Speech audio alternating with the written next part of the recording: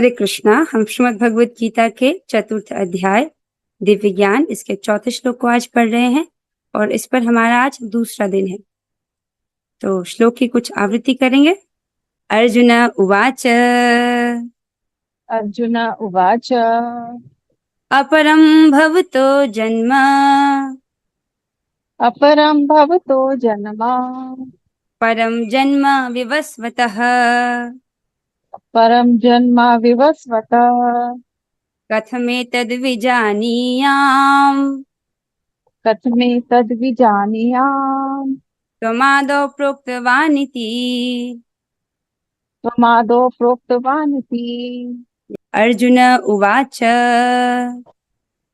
अर्जुन उवाच अपरं भवतो जन्म अपरं भवतो जन्म परं जन्म विवस्वतः परं जन्म विवस्वतः कथमेतद्विजानीयाम् कथमेतत् विजानीयाम् त्वमादौ प्रोक्तवानिति। त्वमादौ प्रोक्तवानिति।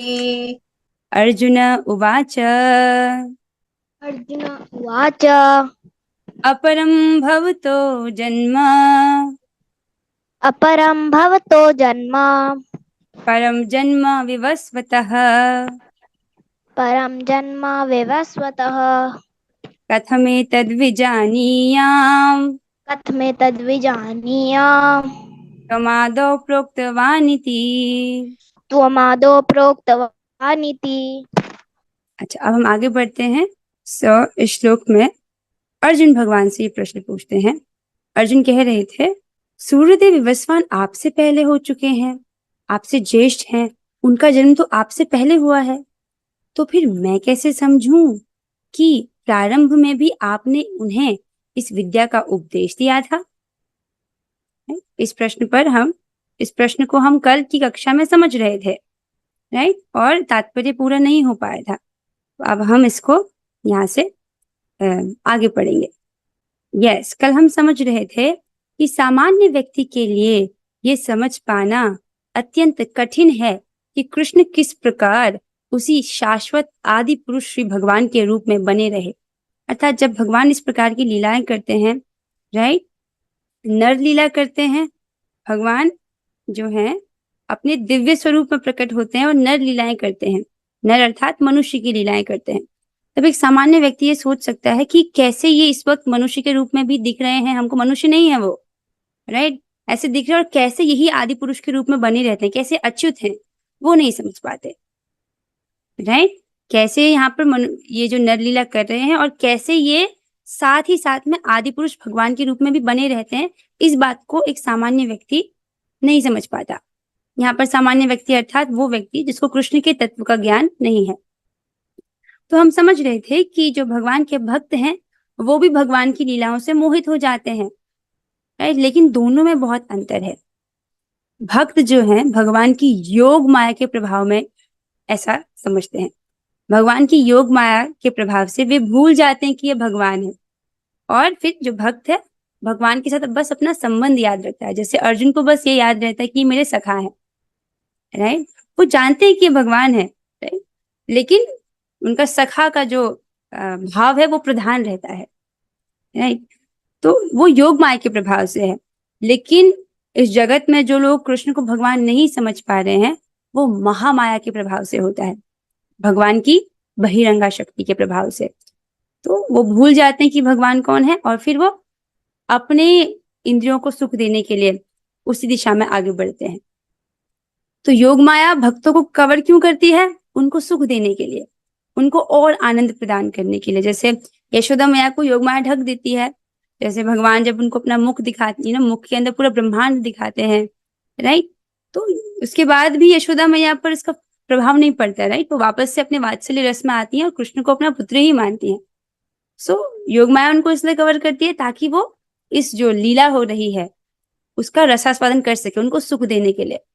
और जो महामाया है जीवों को ढक के रखती है उनको दुख देने के लिए, दुख देने के लिए। जैसे देखिए, अगर किसी व्यक्ति को डायबिटीज है और आप उसको मीठा खिलाए जा रहे हो, खिलाए जा रहे हो, खिलाए जा रहे हो, राइट। उस व्यक्ति को मीठा खाना अच्छा लग रहा है और आप उसको मीठा खिलाए जा रहे हो, खिलाए जा रहे हो, खिलाए जा रहे हो, तो आपको क्या बोला जाएगा? आप उसको सुख देना चाहते हो या दुख? राइट। उसको मीठा खिलाएंगे तो उसका डायबिटीज और बढ़ेगा, उसको आगे चल के बहुत परेशानी होगी। और किसी भी रोग का सबसे भयानक रूप क्या हो सकता है? कि उस रोग के कारण व्यक्ति की मृत्यु हो जाए। जब रोग सबसे ज्यादा अधिक बढ़ जाएगा शरीर में, तो वो रोग कारण बनेगा उस व्यक्ति की मृत्यु का, राइट। उसी प्रकार से जो बहिरंगा शक्ति है वो बार बार भौतिक भोग देते जाती है जीवात्मा को, और जीवात्मा को भौतिक भोग भोगने की लत लग जाती है, राइट। अब ये जो इस प्रकार से जब उसको भोग दिए जा रही, तो क्या होता है? उसका अविद्या रूपी रोग बढ़ता रहता है। अविद्या रूपी रोग जिसमें वो अपने स्वरूप को भूला हुआ है, अपने आप को शरीर ही मान रहा है, और इस रोग के कारण उसको बार बार मृत्यु को देखना पड़ रहा है। अपनी बात देख लीजिए, हमारा जो लास्ट डेथ थी बहुत दूर नहीं है। आपकी आयु कितनी है देखिए, जितनी आपकी आयु है उतने समय पहले, उसमें से कुछ समय और आप उसमें ऐड कर सकते हो, उतना समय पहले आप किसी और दूसरे शरीर में थे, राइट। तो बहुत पुराना नहीं है अपनी मृत्यु, अपनी रीसेंट मृत्यु। और भगवान कहते हैं ऐसा कभी नहीं था जब तुम नहीं थे, मैं नहीं था, ये सब राजा लोग नहीं थे, राइट। इसका मतलब हम हमेशा से यहाँ पर थे, और हमने कितनी मृत्युएं देख ली हैं इस अविद्या के कारण। और इस बार प्रभुपाद जी के आश्रय में हमको ये प्रमाणिक ग्रंथों को पढ़ने को दिया जा रहा है, राइट। इस बार हमको सशक्त किया जा रहा है कि हम इस अविद्या से लड़ पाए और ना कह पाए उन सब प्रकार के भोगों को, और हाँ कह पाए कि हमको अपनी इंद्रियों को भगवान की सेवा में लगाना है, राइट। जैसे जिस व्यक्ति को डायबिटीज है, उसको शुरुआत में मीठा नहीं खाना है, उसको शुरुआत में कष्ट होगा, लेकिन जब उसका रोग ठीक हो जाएगा तब वो उस बात को समझ पाएगा, राइट। तब उसको सुख ही सुख है। तो जब हमारा अविद्या रूपी रोग नष्ट हो जाएगा, तब तो हम दिव्य धाम में प्रवेश पा सकते हैं, राइट। तब तो वहां तो अनंत सुख है। Okay, I hope this is getting clear. अब हम आगे बढ़ते हैं, तात्पर्य को कल पूरा नहीं पढ़ पाए थे। ओह, हमें एक शरीर से दूसरे शरीर में जाने में के लिए कितना समय लगता है? देखिए माता जी, मुझे एग्जैक्ट तो नहीं पता है, पर जब व्यक्ति अपना शरीर त्यागता है तो it's just like change of body. उसके बाद दो ऑप्शन है, या तो वो भक्त है या तो वो अभक्त है। अगर वो अभक्त है तो वो यमपुरी जाता है, यमराज जी के लोक में, जहां पर ये डिसाइड किया जाता है कि अब इसको कौन सी अगली योनि प्रदान की जाएगी। जैसे नृग महाराज के केस में, नृग महाराज ने बहुत दान किया था अपने जीवन में, बहुत दान किया था, राइट। कितना दान किया था? बहुत सारी गायें, बहुत सारा सोना, बहुत सारे वस्त्र ब्राह्मणों को दान किया था, राइट। लेकिन वो भगवान के भक्त नहीं थे, तो उनको यमपुरी जाना पड़ा। यमराज जी ने देखा उनके सब कुछ, राइट। उन्होंने कहा आपने बहुत पुण्य किया है, तो उसके लिए आपको श्रेष्ठ जन्म मिलेगा, लेकिन एक पाप भी हो गया है आपसे, तो इस प्रकार से आपको कौन सी चीज पहले भोगनी है? तो वो कहते हैं कि मेरे पुण्य ज्यादा है, तो पहले पाप का जो सजा वो दे दीजिए, राइट। तो नृग महाराज तो गए थे यमपुरी। और दूसरा है भक्त। अब भक्त कहाँ जन्म लेगा, कैसे जन्म लेगा, वो भगवान नियंत्रित करते हैं, राइट। जब व्यक्ति का देह त्यागता है, वो त्यागता है, अगर वो भक्त है तो तब तो भगवान ही डिसाइड करते हैं कि वो कहाँ जाता है। अगर भजन परिपक्व नहीं हुआ है तो उसको भजन परिपक्व देने के लिए मौका दिया जाता है कि वो एक अच्छे घर में, जहाँ पर भक्ति हो रही है, ऐसे घर में वो पैदा हो। या अगर वो भोगों के कारण गिर गया, मतलब भक्ति कर रहा था लेकिन भोग वासना से वो पतित हो गया, तो उसको धनी माने कुल में जन्म दिया जाता है, ताकि वहां भी उसको सब सुविधा मिल जाए और फिर वो भक्ति को कंटिन्यू कर सके, क्योंकि भक्ति का संस्कार कभी नष्ट नहीं होता है, राइट। आगे चलते हैं। हाँ, तो प्रभुपाद जी आगे बताते हैं हमें, कृष्ण परम प्रमाण है, यह तथ्य आज ही नहीं अनंत काल से सारे विश्व द्वारा स्वीकार किया जाता है। केवल असुर ही इसे अस्वीकार करते रहे हैं। जो भी हो, क्योंकि कृष्ण सर्व स्वीकृत परम प्रमाण है, अतः अर्जुन उन्हीं से यह प्रश्न करता है जिससे कृष्ण स्वयं बताएं, और असुर तथा उनके अनुयायी जिस भांति अपने लिए तोड़ मरोड़ करके उन्हें प्रस्तुत करते रहते हैं, उससे बचा जा सके। तो प्रभुपाद जी ये सब बात क्यों कह रहे हैं? क्योंकि भगवान ही हर चीज के सोर्स हैं, राइट। और अर्जुन इसको स्वीकार करते हैं कि यही भगवान है, पर सामान्य व्यक्ति के लिए उनके तत्व को समझना कठिन रहता है। और कृष्ण परम प्रमाण है, ही इज द, उनसे परे और कुछ नहीं है। भगवान ने जो बोल दिया वही सत्य है, वही धर्म है। तो ये तथ्य आज ही नहीं, अनंत काल से सारे विश्व द्वारा स्वीकार किया जाता है। अनंत काल से जो भगवान ने बोला है वही धर्म है, वही परम प्रमाण है। केवल असुर ही इसे अस्वीकार करते रहे। असुर भी देखा जाए वो भी तो जीव हैं, कृष्ण उनसे भी प्रेम करते हैं, राइट। उनको दंड देना भगवान के लिए कोई बुरी बात नहीं, कोई बड़ी बात नहीं है। एक संकल्प मात्र से सबको नष्ट कर सकते हैं, लेकिन क्योंकि कृष्ण चाहते हैं ये मेरी ओर आए, इसलिए सबको उनको मौका देते हैं। बार बार ये सृष्टि करके, हर बार सृष्टि होती है वो हर जीवात्मा के लिए एक मौका है कि वो कृष्ण के और करीब आए। जिस प्रकार एक एक पिता चाहता है कि मेरा पुत्र मेरे पास आए, चाहे वो जैसा भी हो, जो भी हो। क्योंकि कृष्ण सर्व स्वीकृत परम प्रमाण है, अतः अर्जुन उन्हीं से प्रश्न करता है जिससे कृष्ण स्वयं बताएं और असुर तथा उनके अनुयायी जिस भांति अपने लिए तोड़ मरोड़ करके उन्हें प्रस्तुत करते हैं उससे बचा जा सके। तो इस जगत में जो असुर हैं वो भगवद गीता को नहीं समझते। तो जब वो कृष्ण के बारे में सुनते हैं कि उन्होंने सूर्य को ज्ञान दिया, तो वो तो बिल्कुल नहीं समझ सकते कि ये भगवान है। तो क्या करते हैं, अपनी मनगढ़ंत व्याख्याएं करते हैं। उस प्रकार की व्याख्याएं से हम बच सकें, इसलिए हमको भगवान से डायरेक्टली सुनने की आवश्यकता है कि उन्होंने ऐसा कैसे किया, isn't it? इसलिए अर्जुन जो है भगवान से ये प्रश्न पूछते हैं ताकि भगवान स्वयं उत्तर दें। यह प्रत्येक व्यक्ति के लिए आवश्यक है कि अपने कल्याण के लिए वह कृष्ण विद्या को जाने। नहीं, यू सी योरसेल्फ, राइट। आप इसे देखिए कि मेरे लिए आवश्यक है, जरूरी है कि मैं अपने कल्याण के लिए कृष्ण विद्या को जानूं। आप इसको ऐसे समझिए। अतः जब कृष्ण स्वयं अपने विषय में बोल रहे हों तो यह सारे विश्व के लिए शुभ है, राइट। जब भगवान स्वयं हमको भगवद गीता में बता रहे अपने बारे में तो वह हमारे लिए शुभ है, अच्छा है। क्योंकि इस प्रकार से जब हम भगवान से सुनेंगे प्रामाणिक रूप से, तो हम जो असुर लोग हैं जो मनगढ़ंत व्याख्याएं कर रहे हैं उससे हम बच सकते हैं। ओके। कृष्ण द्वारा की गई ऐसी व्याख्याएं असुरों को भले ही विचित्र लगे, क्योंकि वे अपने ही दृष्टिकोण से कृष्ण का अध्ययन करते हैं, किंतु जो भक्त हैं वे साक्षात कृष्ण द्वारा उच्चरित वचनों का हृदय से स्वागत करते हैं। तो जब असुर लोग कृष्ण से ईर्ष्या करते हैं, उनके विमुख चलते हैं, उनके ऑपोजिट दिशा में चलते हैं, तो उनको भगवान के शब्द अच्छे नहीं लगते। फॉर एग्जाम्पल, जब भगवद गीता होती है तो अर्जुन भी सुनते हैं और धृतराष्ट्र भी सुन रहे हैं, राइट। धृतराष्ट्र संजय के माध्यम से सुन रहे हैं। तो जब हम परंपरा में सुनते हैं तो भगवान से सुनने के जैसा ही है, राइट। तो जो धृतराष्ट्र से सुन रहे हैं तो वो भी भगवान से सुनने के जैसा ही है। अब धृतराष्ट्र पर इसका क्या इम्पैक्ट पड़ता है कि उसको और भय लगता है और उसको उसको चिंता होने लगती है, क्योंकि वो आसुरी प्रवृत्ति का चित्त है। लेकिन अर्जुन और संजय उनको हर्ष होता है, राइट, क्योंकि वो भगवान से सुन रहे हैं। तो जो भक्त हैं साक्षात कृष्ण द्वारा उच्चरित वचनों का हृदय से स्वागत करते हैं। जब उनको भगवान के शब्द सुनाई देते हैं तो बहुत प्रसन्न होते हैं। लेकिन असुर लोग इससे, क्योंकि असुरों के लिए बुरा है ना, इसलिए वो भयभीत हो जाते हैं। भक्तगण कृष्ण के ऐसे प्रमाणिक वचनों की सदा पूजा करेंगे, क्योंकि वे लोग उनके विषय में अधिकाधिक जानने के लिए उत्सुक रहते हैं, है कि नहीं।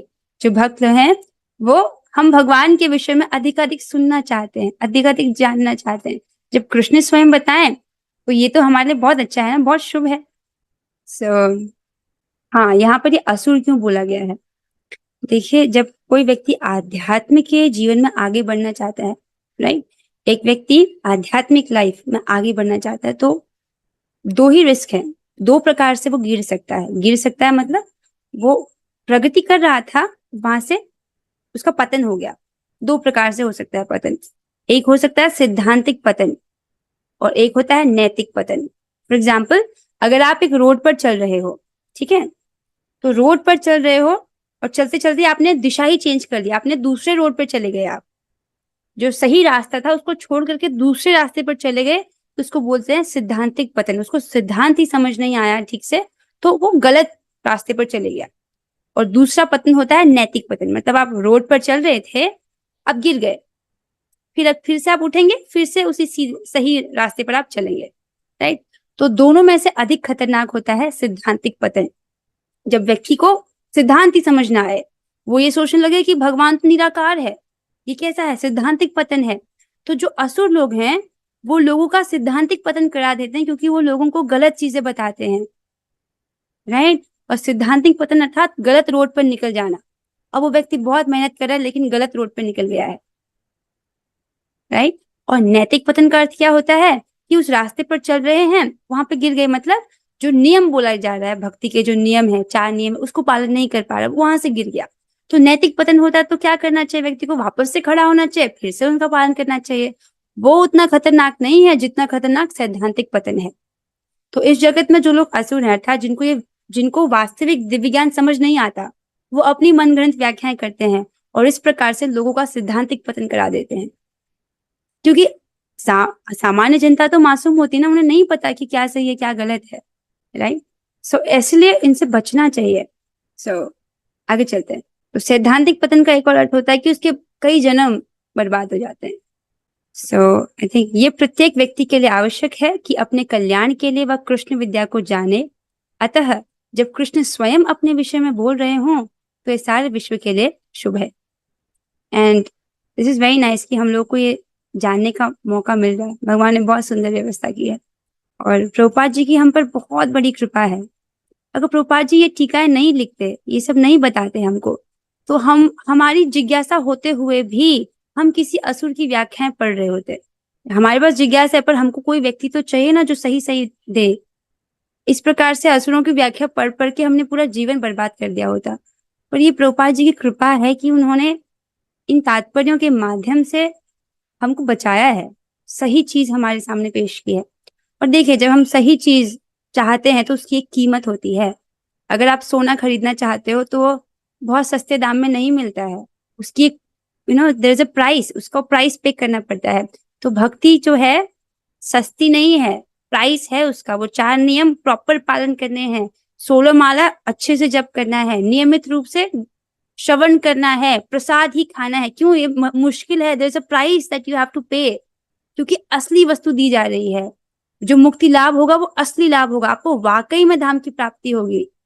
इसलिए जो देयर इज अ प्राइस, उसको पे करना पड़ता है। और जो अमीर लोग हैं वही पे कर सकते हैं। अमीर लोग इन द सेंस जो इस प्रकार के नियमों को पालन कर सकते हैं, not rich in terms of money, like जो अंदर से मजबूत है, राइट।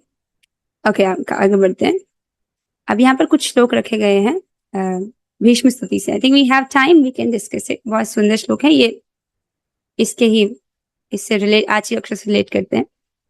सो इसमें भीष्म स्तुति में पितामह भीष्म से कहते हैं, आप उनके विषय में जानते होंगे कि वो अर्जुन के बाणों के द्वारा घायल थे और उनको इच्छा मृत्यु का वरदान था।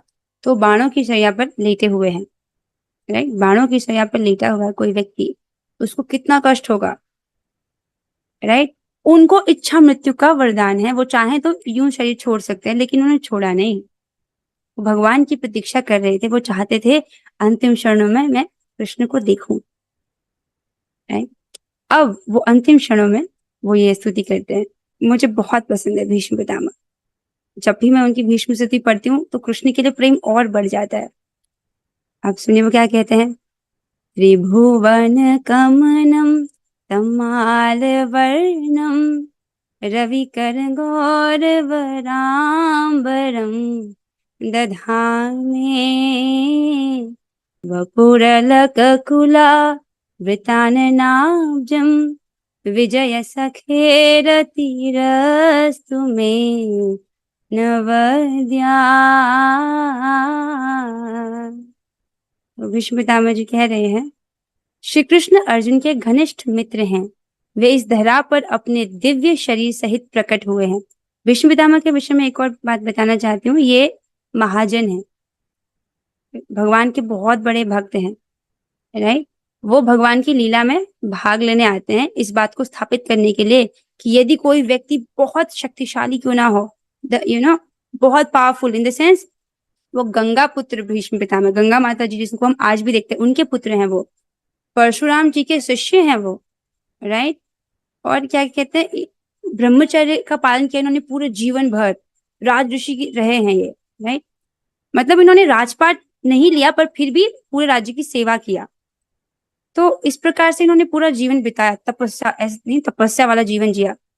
तो कोई इतना शक्तिशाली व्यक्ति था, लेकिन अगर वो धर्म के पथ पर नहीं चलता है, अधर्म का साथ देता है, तो उसका विनाश होता है। इस एग्जाम्पल को सेट करने के लिए भीष्म पितामह लीला में प्रवेश करते हैं, राइट, भगवान की लीला में सहयोग देते हैं। सो वे कहते हैं श्री कृष्ण अर्जुन के घनिष्ठ मित्र हैं, वे इस धरा पर अपने दिव्य शरीर सहित प्रकट हुए। अर्थात भगवान का शरीर कैसा है? दिव्य है, हमारे जैसा शरीर उनका नहीं है, ठीक है। अर्थात जैसे हमको नींद आती है तमोगुण के प्रभाव से, और भगवान सतोगुण रजोगुण तमोगुण से ऊपर है, उनको तमोगुण के प्रभाव से नींद नहीं आती है, राइट। फिर कहते हैं जो तमाल वृक्ष सदृश नीले रंग का है, भगवान का कॉम्प्लेक्शन कैसा है? Bluish, okay. उनका शरीर तीनों लोकों उच्च मध्य तथा अधोलोक में हर एक को आकृष्ट करने वाला है। भगवान श्री कृष्ण इतने सुंदर हैं कि सभी उनसे आकर्षित होते हैं, चाहे वो ऊपर के लोग हों या पृथ्वी लोक हो या नीचे के लोग हों, राइट। 14 लोगों का वर्णन आता है, पृथ्वी लोक बीच में है, इससे ऊपर 6 लोग हैं, नीचे 7 लोग हैं। उनका चमचमाता पीतांबर तथा चंदन चर्चित मुख कमल मेरे आकर्षण का विषय बने, और मैं किसी प्रकार के फल की इच्छा ना करूं। मृत्यु के अंतिम समय में क्या इच्छा करनी चाहिए? हमको भीष्म पितामह से सीखना चाहिए। वो कह रहे हैं कि भगवान श्री कृष्ण जो कि पीतांबरधारी हैं और उनका चंदन चर्चित मुख कमल है, वो मेरे आकर्षण का विषय बने, मेरा जो मन है उनके मुख कमल की ओर आकर्षित हो, और मैं किसी चीज की इच्छा ना करूं। फिर वे कहते हैं ना, वो इसी पॉइंट को बोलते हैं जो हम भगवद गीता में आज पढ़ रहे हैं। वो कहते हैं सपदि सखी वचो निशम्य मध्ये निज परयोर बलयोरथम निवेश्य स्थितवती पर सैनिकायुरक्षणा ऋतवती पार्थ सखे रते ममास्तु। वो कितने सुंदर नामों से भगवान को संबोधित करते हैं। देखिए, विजय सखे, बहुत अच्छा नाम लगता है, विजय सखे, और पार्थ सखे। वे कह रहे हैं अपने मित्र के आदेश का पालन करते हुए भगवान, राइट, भगवान जो कि अपने मित्र का आदेश पालन करते हुए क्या करते हैं? भगवान श्री कृष्ण कुरुक्षेत्र के युद्ध स्थल में अर्जुन तथा दुर्योधन के सैनिकों के बीच में प्रविष्ट हो गए, और वहां स्थित होकर उन्होंने अपनी कृपापूर्ण चितवन से विरोधी पक्ष की आयु क्षीण कर दी। तो भगवान जब कुरुक्षेत्र के युद्ध में आए अर्जुन के सारथी के रूप में, उन्होंने एक बार देखा उनकी तरफ, दुर्योधन की सेना, और उनकी सारी आयु छीन ली। भगवान तो सर्वसमर्थ है, उनकी सारी आयु को छीन लिया। यह सब शत्रु पर उनके दृष्टिपात करने मात्र से हो गया। बस देखा भगवान ने और ऐसा किया, मेरा मन उन कृष्ण में स्थिर हो। ऐसा भगवान ने क्यों किया? क्योंकि जिस दिन माता द्रौपदी का अपमान हुआ था, उसी दिन भगवान ने संकल्प ले लिया था कि इन सभी लोगों को मैं मारूंगा। तो अर्जुन से वो आगे के अध्याय में बोलते हैं कि हे अर्जुन, इनको तो मैं पहले ही मार चुका हूं, तुमको तो केवल निमित्त बनना है, राइट। इस प्रकार से तुम निमित्त बनो और यश प्राप्त करो। अगर तुम नहीं भी करोगे तो भी ये लोग मारे जाएंगे, क्योंकि मैं इनको मार चुका हूं। उसी प्रकार से भगवान का जो प्रचार कार्य हो रहा है, ये तो होगा ही, ग्राम ग्राम नगर नगर में कृष्ण का नाम फैलेगा ही, राइट। तो बस निमित्त बनना है आपको उनके लिए, क्योंकि भगवान ने संकल्प कर लिया कि प्रचार होगा, राइट। सो इसलिए ये एक चीज है जो होगी ही, आपको बस थोड़ा सा प्रयास करना है, भगवान अपने संकल्प से उसको करा लेंगे। फिर भीष्म पितामह आगे कहते हैं व्यवहित पृतना मुखम निरीक्ष स्वजन वधाद्विमुखस्य दोष बुद्ध्या कुमति महर्दात्म विद्यया चरणरति परमस्य तस्य मेस्तु। भीष्म पितामह कहते हैं, ये आखिरी श्लोक है जिसको हम ले रहे हैं। जब युद्ध क्षेत्र में अर्जुन अपने समक्ष सैनिकों तथा सेनापतियों को देखकर अज्ञान से कलुषित हो रहा लग रहा था, नहीं, राइट, भगवान ने उनको कवर किया था, तो भगवान ने उसके अज्ञान को दिव्य ज्ञान प्रदान करके समूल नष्ट कर दिया। हम लोग भगवान का दिव्य ज्ञान ही तो सुन रहे हैं अभी, अध्याय 4 जिसका नाम दिव्य ज्ञान है। उनके चरण कमल सदैव मेरे आकर्षण के लक्ष्य बने रहे, राइट। तो वो बोल रहे हैं जब इस प्रकार युद्ध क्षेत्र में अर्जुन मोहित हो गए थे, उनका ज्ञान कलुषित हो गया था, अज्ञान से भी कलुषित हो गए थे, तब भगवान ने उनको दिव्य ज्ञान दिया और इस प्रकार से उनके अज्ञान को समूल नष्ट किया। तो भगवान वही दिव्य ज्ञान आपको सुनने को मिल रहा है, वही हमको सुनने को मिल रहा है। Can you just see it? तो भीष्म पितामह प्रार्थना करते हैं उनके चरण कमल सदैव मेरे आकर्षण के लक्ष्य बने रहें। ऐसे भगवान श्री कृष्ण के जो चरण कमल है उन पर मेरा मन बने रहे, मेरा मन उनके चरण कमलों में ही लगा रहे। एक और बात मैं आपको बोलना चाहती हूँ, जस्ट वेरी इंपॉर्टेंट। जब भीष्म पितामह को क्यों दंड मिला, ये बात समझनी चाहिए, क्योंकि भीष्म पितामह के सामने द्रौपदी जी का अपमान हुआ और उन्होंने कुछ नहीं बोला, तो उस पाप का रिएक्शन उनको भी लगा। इसी प्रकार से इस जगत में जो पाप कर्म हो रहा है, गायें कट रही हैं, क्योंकि हम कुछ नहीं बोल रहे, कुछ नहीं बोलना भी एक प्रकार से सहमति देना होता है, समझ रहे हो? तो इस प्रकार से एटलीस्ट हमको जो हम कर सकते हैं अपने सामर्थ्य से, इसको अपोज करना चाहिए कि नहीं, हम इसके समर्थन में नहीं है, राइट? नए भक्त हैं कनिका माता जी, एंड जो नए भक्त हैं प्लीज आप लोग नियमित रूप से जप कीजिएगा, राइट? भव्या, छिपा, जो नए बच्चे हैं, चंचल माता जी, आप लोग कितनी माला रोज कर सकते हो मुझे आप लिखिए। निकुंज प्रभु जी, मुझे लगता है आप तो भक्ति करते होंगे, हमारे साथ में आप रिसेंटली जुड़े हैं, राइट? ठीक है, मैं नए बच्चों को बोल रही हूँ जो जप नहीं करते, आप लोग रोज संख्या पूर्वक जप करना है। कितना माला कर सकते हो मुझे बताइए, ठीक है? उतना आपको रोज करना है, तभी गीता समझ आएगी। और देवराज प्रभु जी, ठीक है, ओके। अब हम 3 बार हरे कृष्ण महामंत्र करेंगे। Let's do it together. Hare Krishna Krishna Krishna Hare Hare, Hare Ram Ram Ram Ram Hare Hare. Hare Krishna Krishna Krishna Hare Hare, Hare Ram Ram Ram Hare Hare. Hare Krishna Krishna Krishna Hare Hare, Hare Ram Ram Ram Hare Hare. Shrimad Bhagavad Gita की जय, श्रील प्रभुपाद की जय। और श्री गुण गौरांगा। हरे कृष्णा।